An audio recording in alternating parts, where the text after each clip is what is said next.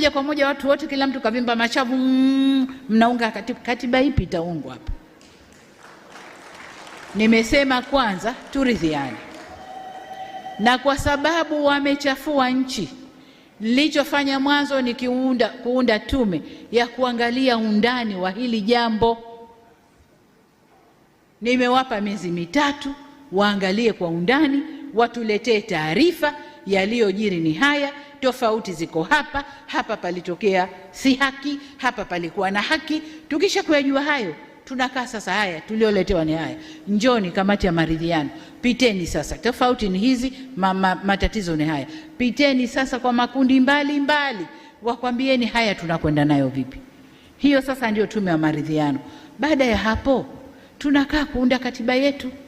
Hakuna aliyekataa. Leo wanasema wameingia njiani, wameharibu nchi, wanadai katiba. Katiba iko wapi? Inaning'inia wapi? Tuipachue tuwape? Katiba ni mchakato, ni process. Tunaanza hili, tunakwenda hili, tunakwenda hili. Sasa katika vile visingizio vya kuepuka na aibu ya kushindwa kwenye uchaguzi, wanaweka visingizio. Visingizio vyote hivi vinaungwa mkono na nje. Hawana hata aibu. Nje huko wanakaa, Tanzania ifanye 1, ifanye 2, ifanye 3, halafu ndiyo itakuwa hivi. Who are you?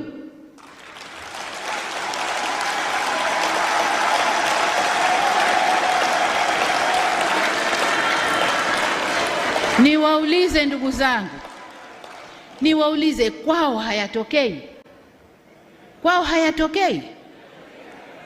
Tumenyanyua sauti sisi kusema ya kwao. Wanadhania bado wao ni masters wetu, ni wakoloni kwetu. Kitu gani? Ni fedha chache wanayotugaia, ni fedha chache wanayotugaia, na fedha yenyewe sasa hivi haipo. Tunafanya biashara, wao wapate na sisi tupate, ndipo tunaposimamia. Nataka niwaambie,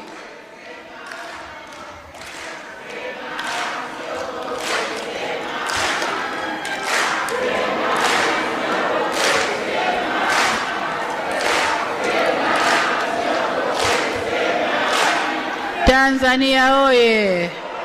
Haya, tukae ndugu zangu.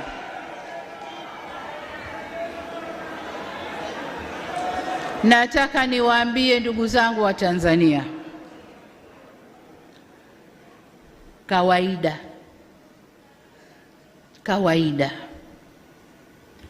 mwanamke mzuri ndio anayepiganiwa. Uongo kweli?